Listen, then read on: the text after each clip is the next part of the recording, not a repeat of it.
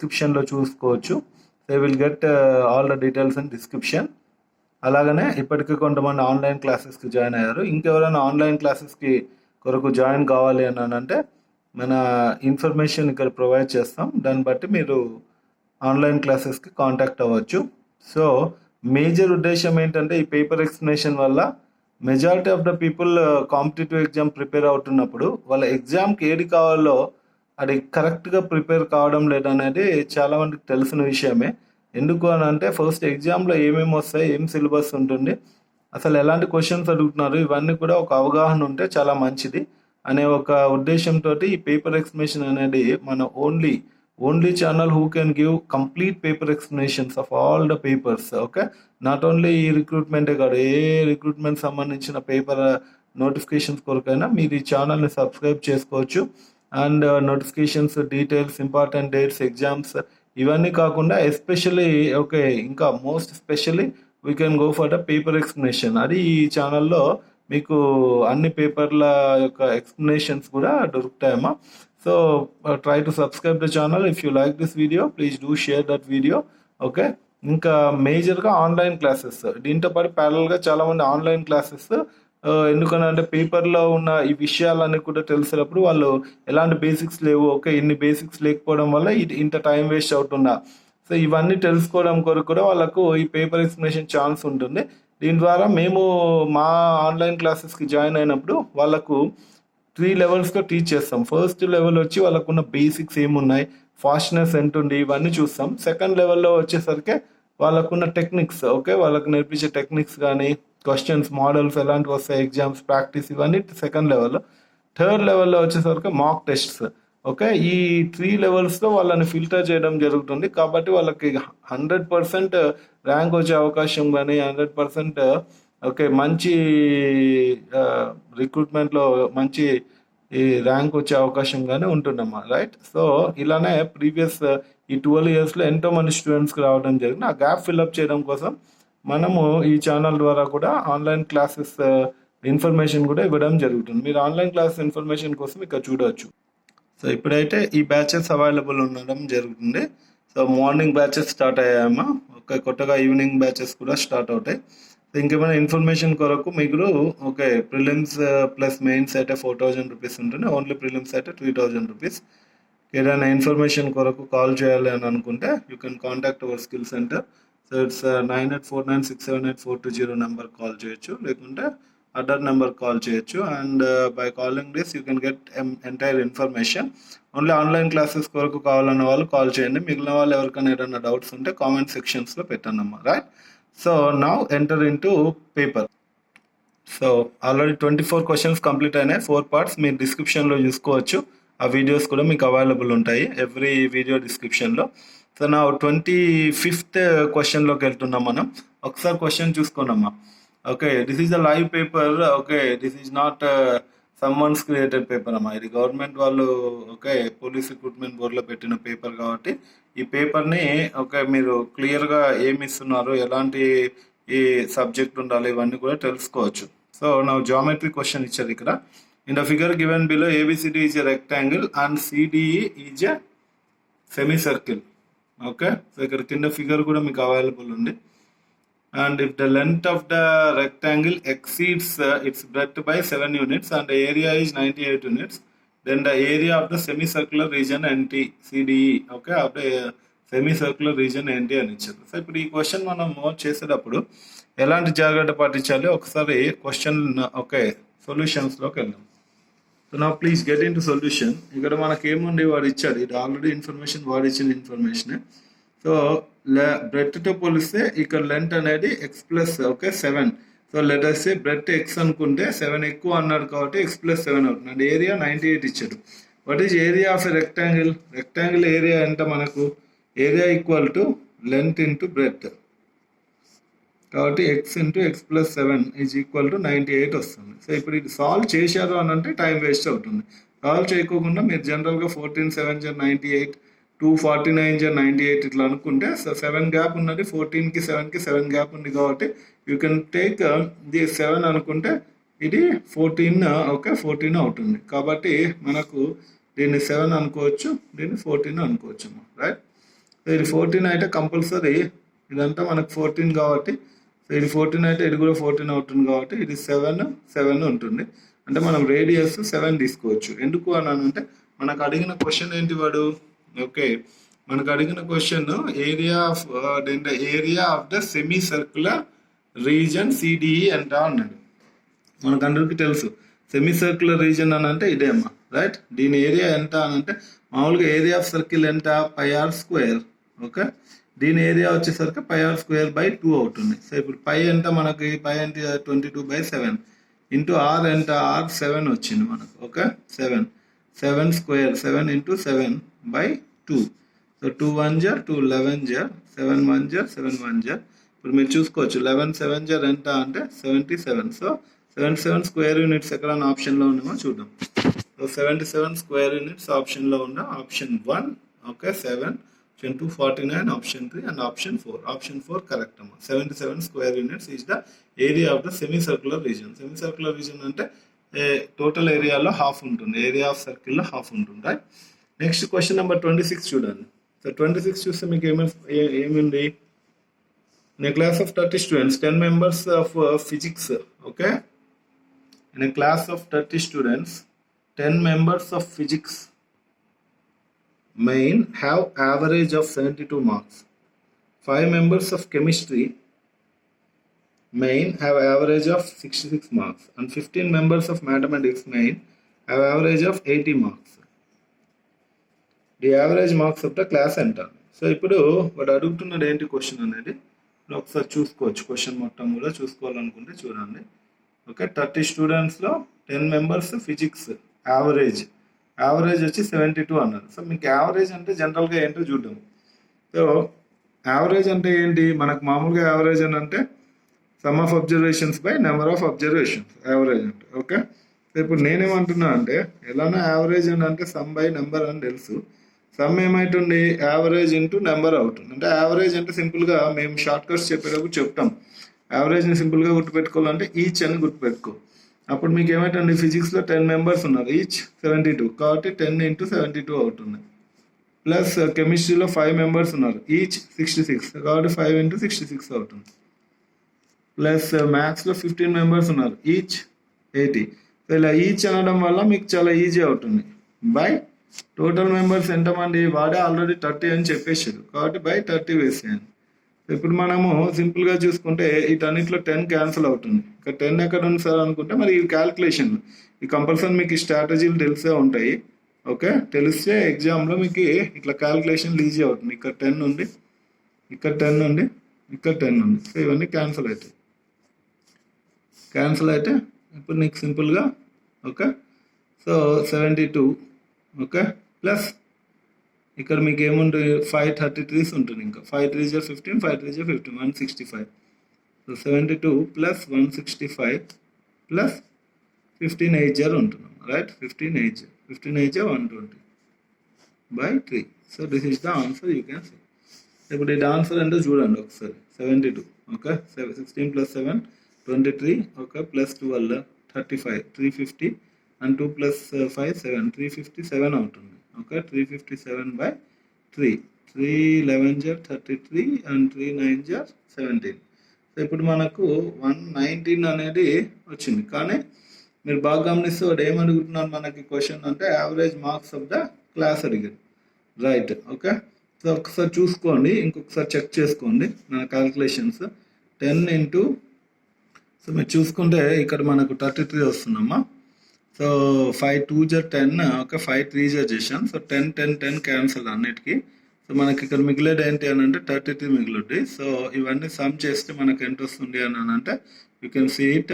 Okay, 7 + 3 10 + 12 22 and then 5. So 225 వస్తుంది. 225/3 వస్తుంది. So we can say 3 1 జర్ 3 7 జర్ 3 5 జర్. So 75 is the answer. Let us see whether you get a 75 answer or not. ఎక్కడ ఉందో option చూద్దాం. First option, second option, third, fourth ఆప్షన్లో 75 ఉన్నామా. So 75 you can lock that answer, right. And next క్వశ్చన్కి వెళ్దాం. 27th క్వశ్చన్కి వెళ్తే మనకు a car completes journey in okay 7 hours. It covered half of the distance at 40 kmph and remaining half at 60 kmph. then the distance covered is dash, అది kilometers లో కావాలన్నాడు. So a car completes a journey in 7 hours now. It covered half of the journey, okay, at 40 kmph and remaining half at 60 kmph అన్నాడు. So ఇప్పుడు మనకి distance కావాలన్నాడు. మామూలుగానే మీకు వాడు ఏమన్నాడు, కంప్లీట్ జర్నీ ఇన్ 7 hours అన్నాడు. That is important information. అంటే ఒక కారు మొత్తం జర్నీని 7 hours లో కంప్లీట్ చేసింది. సో అంటే మనకు టోటల్ టైం ఇచ్చేసాడు. టోటల్ టైం ఎన్ని అవర్స్ అన్నాడు, 7 hours. ఇప్పుడు టైం అనే చిన్న ఫార్ములా తెలిస్తే చాలు, distance by speed. First half of the journey అన్నాడు కాబట్టి d/2 అని తీసుకోండి. బై విత్ స్పీడ్, ఏ స్పీడ్తో పుట్టినారో చూడండి ఒకసారి. First half of the journey okay 40 km/h, రెండో హాఫ్ వచ్చి 60 km/h బై 40 వేస్తాం. సో ఇది డిస్టెన్స్ బై స్పీడ్ అమ్మ, టైం అంటే ప్లస్ మళ్ళీ హాఫ్ ద జర్నీ కాబట్టి డిస్టెన్స్ బై స్పీడ్, అదేంటమ్మా 60. ఓకే, సో ఇప్పుడు మనకు ఆన్సర్ ఏమొస్తుంది అని అడుగుతున్నాడు. సో ఇప్పుడు చెక్ చేసుకోండి. మొత్తం కలిపి మనకి 7 hours పట్టిందని వాడు చెప్తున్నాడు కాబట్టి 7 hours పట్టిందని చెప్తున్నాడు. సో ఆన్సర్ ఎంత అనేది చూసుకోండి. ఓకే, సో మీరు హాఫ్ ఆఫ్ ద జర్నీ కాబట్టి కంపల్సరీ మీరు ఇక్కడ చూసే అయినా ఆన్సర్ చెప్పచ్చు ఆప్షన్స్, బట్ రిస్క్ తీసుకోవడం అంటే ఇది బెటర్. మీకు d/80 plus d/120 is equal to మీకు 7 hours వస్తాయి. Okay, so 7 hours. ఇప్పుడు 120 ప్లస్ 80 అంటే అమ్మా 200 d/80 into 120. Okay, is equal to 7. Okay, ఇప్పుడు మీరు చెక్ చేసుకోండి ఆన్సర్. ఇక్కడ 00 క్యాన్సిల్ అవుతుంది మీకు. సో 2 1 జా 2 6 జా వస్తుంది. సో మనకు 7 6 జా 42, 42 8 జా ఎంత అనేది చూసుకోండి. 42 8 జా, సో 8 జా 8 2 జా 16, 8 4 జా 32, 336. ఆప్షన్లో 336 ఉందో లేదో చెక్ చేసుకున్నాము, రైట్. సో 336 ఉంది, ఆప్షన్ 3లో ఉన్నాం, right. So that's how we can get the answer for this question. Next question keldam. Next question 28. Okay, next question 28. So profit and loss lo ichcharu question varu. And inkokati నేను questions explain చేస్తున్నప్పుడు నేను ఫాస్టో స్లోనో అని అలాంటివి ఏమి ఉండవమ్మా. General ఆ paper explanation అప్పుడు ఆ question particular క్వశ్చన్కి ఏం కావాలనేంత వరకు మాత్రమే చెప్పగలము. ఎందుకంటే జనరల్లీ క్లాసెస్లో ఒక కాన్సెప్ట్ ఫస్ట్ టీచ్ చేస్తాం. అంటే ఒక పర్టికులర్ కాన్సెప్ట్ మీరు ఇలాంటి క్వశ్చన్స్ చేయాలంటే దాని ఏ కాన్సెప్ట్, ఫర్ ఎగ్జాంపుల్ ఈ ప్రాఫిట్ అండ్ లాస్ కాన్సెప్ట్, దీంట్లో ప్రాఫిట్ అండ్ లాస్లో A to Z చెప్పేసి ఎగ్జాంపుల్స్ చెప్పి మోడల్స్ చెప్పిన తర్వాతనే క్వశ్చన్స్ చెప్తాం కాబట్టి అప్పుడు ఈజీగా వాళ్ళకు వస్తాయి. బట్ ఇది పేపర్ ఎక్స్ప్లెనేషన్ సెషన్ కాబట్టి పేపర్ ఎక్స్ప్లెనేషన్ మీద మాత్రమే ఫోకస్ చేస్తాము. కేసు మీరు ఆన్లైన్ క్లాసెస్కి వచ్చినప్పుడు కంప్లీట్ ఫోకస్ అనేది ఉంటుంది. సో జనరల్ మీరు సెల్ఫ్ ప్రిపేర్ అయినా కూడా మీరు ఫస్ట్ ఆఫ్ ఆల్ కాన్సెప్ట్ మీద ఎక్కువ గ్రిప్ ఉండాలమ్మా. ఇప్పుడు ఇది కాన్సెప్ట్ చూడండి. For example profit and by selling an article for 1000 is double that loss incurred when the same article is sold for 850. At what price should article be sold to make 30% profit అన్నాడు. First of all మనం cost price కనుక్కోగలగాలి. ఎందుకంటే వాడు selling price ఇచ్చారు 1000 rupees is double the loss incurred when the same article is sold for 850 అన్నాడు. మీరు first ఒక విషయం తెలియాలి ఏంటి అని అంటే, మీరు ఇప్పుడు సిపిని ఎక్స్ అనుకోండి ఫర్ ఎగ్జాంపుల్. అందరికి ప్రాఫిట్ గురించి తెలుసు. ప్రాఫిట్ అంటే ఏంటి, when SP is greater than CP. ఎస్పీకి సిపి కంటే ఎస్పీ ఎక్కువ ఉంటాయి. లాస్ అంటే సిపి కంటే ఎస్పీనే ఎక్కువ ఉండాలి. ఓకే, సిపి కంటే ఎస్పీ తక్కువ ఉండాలి, దాన్ని లాస్ అంటాం. ఇప్పుడు నేను వాడేమన్నాడు, ఈ ప్రాఫిట్ 2 times ఆఫ్ లాస్కి ఈక్వల్ అని అన్నాడు. సో ఇప్పుడు మీరు ఏం చేయాలి అని అంటే ప్రాఫిట్ అని అంటే ఇక్కడ ఎస్పీ ఏమి ఇచ్చాడు, 1000 రూపీస్ ఇచ్చాడమ్మా. సో 1000 మైనస్ సిపి అంటే సిపిని ఎక్స్ అనుకున్నాం కాబట్టి ఎక్స్ అనుకోండి, is equal to 2 times of loss incurred అన్నాడు. అంటే మళ్ళీ ఎక్స్ మైనస్ ఎంత వచ్చింది లాస్కి చూసుకొని ఒకసారి. లాస్ అన్నప్పుడు ఎంత వచ్చింది, loss incurred when the same article is sold for 850 అని అన్నాడు. కాబట్టి 850 అనేది మనకు లాస్ట్ తెచ్చి పెట్టింది కాబట్టి ఇక్కడ 850 అని పెట్టేసేయండి. ఓకే, సో సింపుల్ ఈ ఈక్వేషన్ ఇక్కడ సాల్వ్ చేసేసుకుంటే మనకు ఆన్సర్ వస్తుంది. That's it. సో ఇట్లా ఒక పద్ధతి ఉంది, లేదా డైరెక్ట్గా కూడా చేయొచ్చు అండి. డైరెక్ట్గా కూడా చేసి ఆన్సర్ చెప్పవచ్చు మనం. బట్ వాడు ఇచ్చిన పద్ధతి ప్రకారం వెళ్తే ఎట్లా ఉంటుందనే చెప్తా. 2x మైనస్ 1700 వస్తుంది ఇక్కడ. ఓకే, 2x 850కి డబల్ 1700. Next 1000 minus x. ఇప్పుడు ఆ మైనస్ ఎక్స్ ఇటువైపు వెళ్తే 3x, ఇది మైనస్ ఇటువైపు వెళ్తే 2700. So so X equal to 900 వస్తుంది. ఇప్పుడు వానికి ప్రాఫిట్ పర్సంటేజ్ ఎంత కావాలన్నాడో ఒకసారి చూద్దాం. ప్రాఫిట్ పర్సంటేజ్ అంటే ఎంత కావాలన్నాడు? ప్రాఫిట్ పర్సంటేజ్ 30% కావాలంటున్నాడు. Okay, let us see. మనం ఏం చేయాలంటే ప్రాఫిట్ పర్సంటేజ్ 30% కావాలి అని అంటే ఆల్రెడీ మన దగ్గర ఉన్నది 100%. అంటే మన పెట్టుబడి మన 900 100% అయితే దీనికి మనకు 30% కావాలి అంటున్నారు కాబట్టి 30/100 వేస్తే 270 రూపీస్ వాడికి ప్రాఫిట్ కావాలి. దేని మీద? నీ దగ్గర ఉన్న 900 మీద 270 ప్రాఫిట్ తీసుకుంటే సో అప్పుడు వాడు ఎస్పీ ఈక్వల్ టు ఎంత అవుతుంది? 1170 అవుతుంది. లెట్ us see 1170 ఉందో లేదో చెక్ చేసుకుందాం. వాడు అడిగింది at what price should the article be sold to make a 30% profit? So answer 1170 ఉందమ్మా, right? And next let us see 29th question. 29th question, geometry and percentage కలిపి ఇచ్చాడు. If the side of the square is increased by 21%, then the area gets increased by how much అని అన్నాడు. ఇప్పుడు ఇవి కూడా అంటే short cuts తెలియాలమ్మా. Short cuts తెలిస్తే ఫాస్ట్గా చేయొచ్చు, లేకుంటే అనవసరంగా టైం వేస్ట్ అనేది ఎక్కువ జరుగుతుంది. ఓకే, ఎగ్జాంపుల్ చూడండి. ఎందుకంటే మనం 21% 2 సార్లు కనుక్కొని టైం వేస్ట్ జరుగుతుంది. సో ఎలాంటి షార్ట్ కట్ తెలిస్తే మనకి ఈజీ అవుతుంది అంటే ఇప్పుడు సైడ్ ఏదైనా ఇంటర్ రిలేటెడ్ కమోడిటీస్ ఉంటే ఇది యూజ్ చేయొచ్చు. ఇప్పుడు ఇంటర్ రిలేటెడ్ అని ఎట్లా కనుక్కోవాలంటే సంథింగ్ మల్టిప్లికేషన్ ఉన్న ఫ్యాక్టర్స్కి ఏవైనా ఈ థియరీ యూజ్ చేయొచ్చు. +x + y + xy/100. ఒకవేళ తగ్గిందంటే మైనస్ పెట్టుకోండి. ఇప్పుడు పెరిగింది అన్నాడు కాబట్టి ఇక్కడ +21 + 21 + 21 × 21/100 వేస్తే so what is the area increase అనేది పర్సంటేజ్లో తెలుసుకోవచ్చు. 21 + 21 42 ప్లస్ దీన్ని పొరపాటున కానీ కొట్టే కానీ ఫర్ ఎగ్జాంపుల్ 28 ఉందనుకో, 28 4 7 4 ఇలాంటివన్నీ చాలా చిన్న పిల్లల్లాగా చేస్తే మాత్రం కష్టం. సో 21² డైరెక్ట్గా 441 అని తెలియాలి. ఎట్లా స్క్వేర్స్ తెలిస్తేనే మనం ఎగ్జామినేషన్కి ఈజీ అవుతుంది క్యాల్కులేషన్. సో 4.41 అవుతుంది. 4.41. సో 42 + 4 46.41% ఉందో లేదో చెక్ చేద్దాం. So 46.41. Do you have this answer or not? Let us see.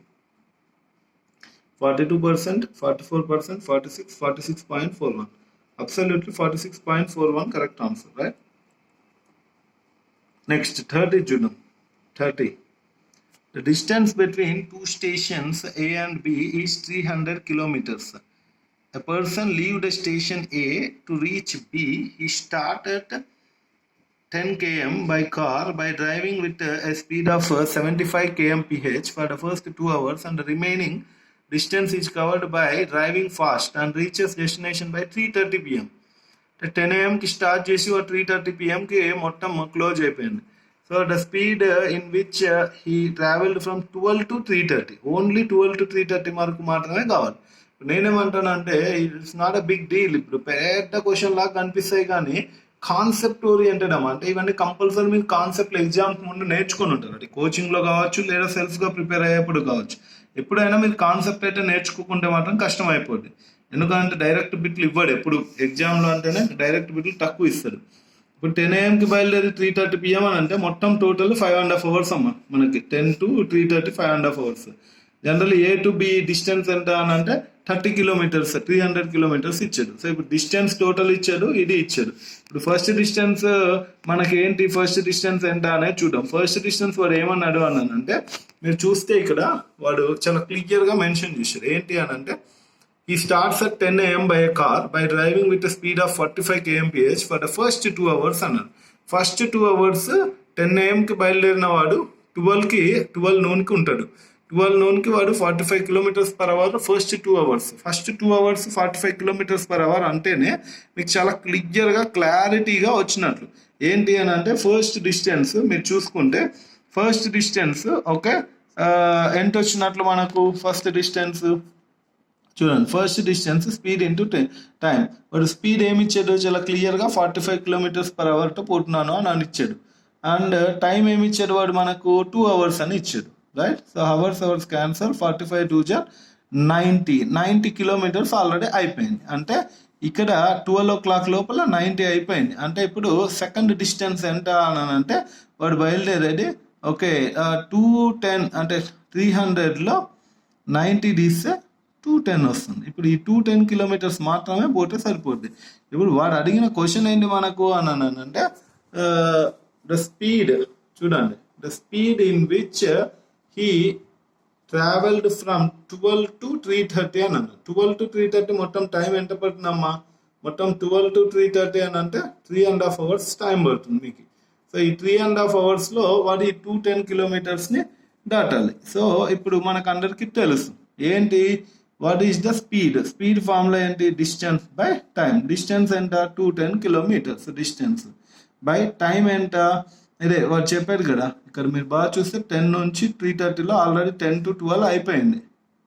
ఇప్పుడు 12 to 3:30 ఎంత టైము అని అంటే 3.5 hours. So 3.5 hours. ఇప్పుడు మనకి ఇదే ఆన్సర్. 210 by 3.5. 2 3 6 plus 1 7. 7 by 2 వస్తుంది. by 2 ఇటువైపు అవుతుంది. 7 1 7 30 32 60. సో 60 kmph ఉందో లేదో ఆప్షన్లో చెక్ చేసుకుంటే మనకు స్పీడ్ ఎంత పోయిందనేది తెలుస్తుంది.